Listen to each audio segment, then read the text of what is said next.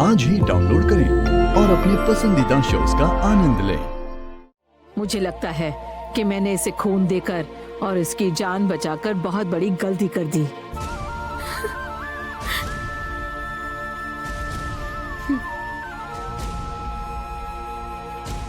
पार्वती, तुम्हारे चुप रहने का क्या मतलब है? कुछ तो जवाब दो पार्वती। रहने दीजिए बड़े साहब, छोड़ दीजिए इसे। इसकी किस्मत में यही लिखा हुआ है। जब ये अस्पताल में मौत से लड़ रही थी, उस समय हमें लगा था कि हम इसके बिना जी नहीं पाएंगे, मर जाएंगे। पर अब जब ये जिंदा बचकर आई है तो हमें ही तकलीफ दे रही है। ऐसी जिंदगी मुझे नहीं जीनी, अब मैं नहीं जी पाऊंगा। सुंदरम, सुंदरम, पिताजी, पिताजी, हाँ? दीदी क्या हुआ?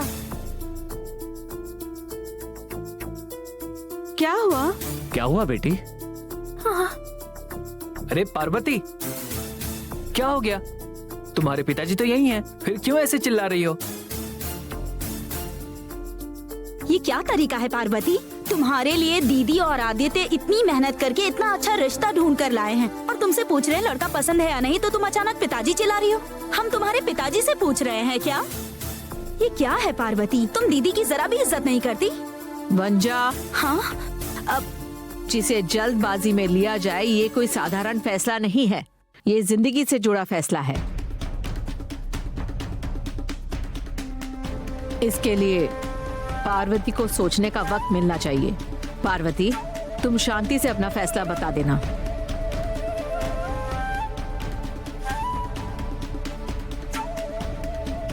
मुझे क्या, जब बताना हो बताओ। कोई जल्दी नहीं है पार्वती। माँ ने भी कहा है कि सोच समझ कर फैसला करना, जो भी हो बता देना, लेकिन ठंडे दिमाग से फैसला करना। ठीक है बड़े साहब।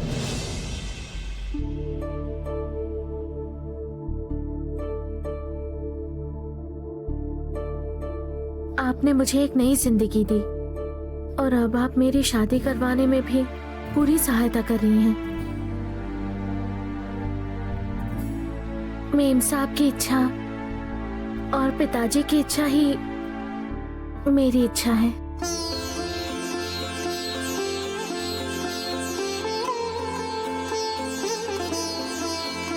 Very good.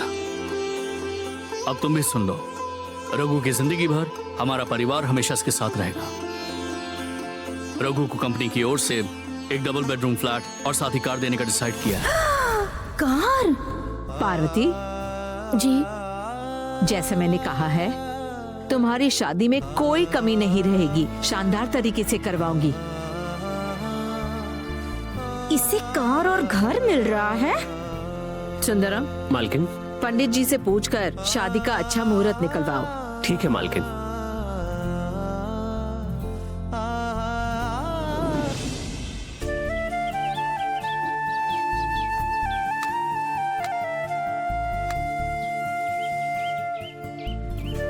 Okay, bye.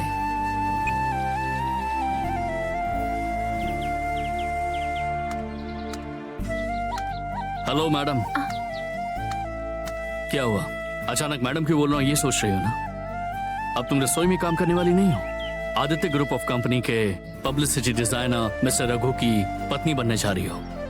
And more over हमारी हर्बल ब्यूटी प्रोडक्ट्स की ब्रांड एम्बेसडर भी बन रही हो। इसलिए अब से मैं तुम्हें मैडम ही बुलाऊंगा। अरे रे, आप ऐसा मत कहिए ना बड़े साहब। क्या हुआ? इतनी उदास क्यों लग रही हो? बात यह है कि मुझे कुछ अजीब सा लग रहा है। समझ नहीं आ रहा कि मैं ये आपसे कैसे कहूँ। मुझे ये शादी नहीं करनी बड़े साहब। मेम साहब को, बड़े साहब को और इस घर को छोड़कर जाना, ये सोचकर ही डर लगता है। और जब भी ये ख्याल आता है कि शादी के बाद मुझे घर छोड़कर जाना होगा, तो घबराहट होती है। ये सारी बातें सोचकर ही परेशान हो रही हूँ। ऐसे में मुझे क्या करना चाहिए, आप ही बताइए। इसे ही तो सेंटिमेंटल अटैचमेंट कहते हैं पार्वती। हमारी जिंदगी में अब तक जो भी अच्छा हुआ है, अपने साथ जुड़े लोगों को और उस जगह को छोड़कर जाना, दिल को थोड़ी तकलीफ तो होगी ही। और ये सिर्फ तुम्हारे साथ नहीं हो रहा है पार्वती, हर लड़की के साथ ऐसा होता है। माँ का आशीर्वाद मिल जाए यही तुम्हारी ख्वाहिश थी ना, और आज वही माँ तुम्हारा रिश्ता तय करके शादी भी कराने जा रही है। इस बात पर तुम खुश होने के बजाय इतनी उदास क्यों हो रही हो? अगर मेरी शादी हो गई और मैं उनके साथ चली गई तो वो मुझे खाना बनाने वापस घर नहीं आने देंगे, विजया दीदी ने कहा। पार्वती, मैं कंपनी का बॉस होकर किसी और कंपनी में नौकरी करने जाऊं तो कैसा लगेगा?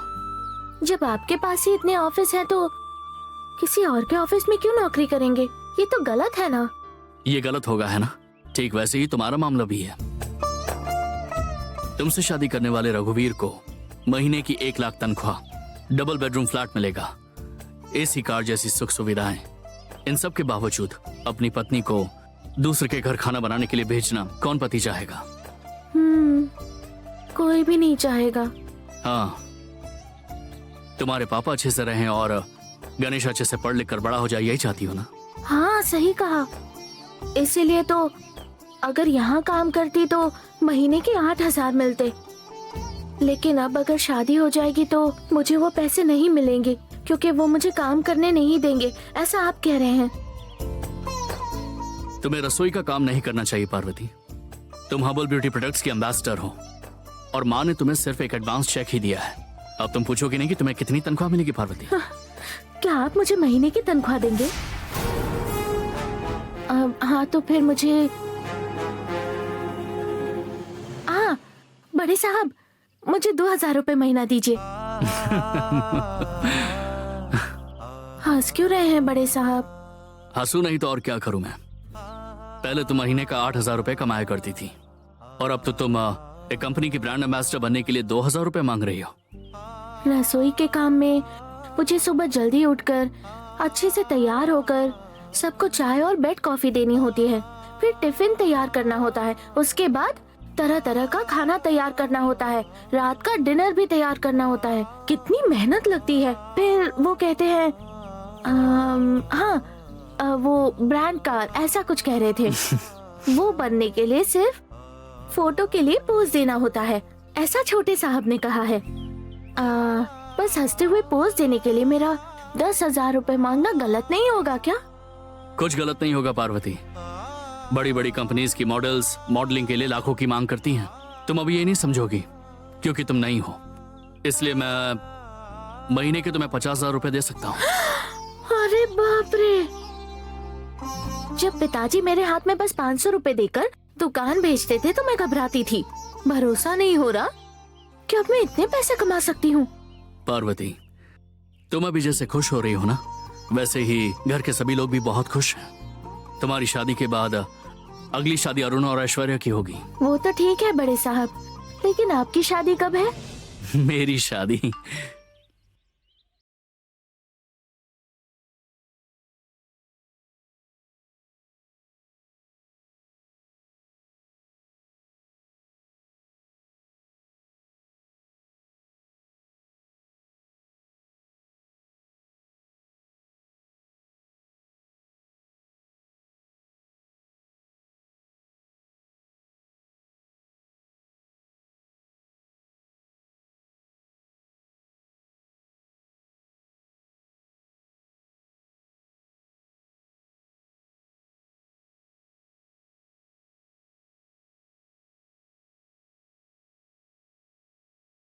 हेलो।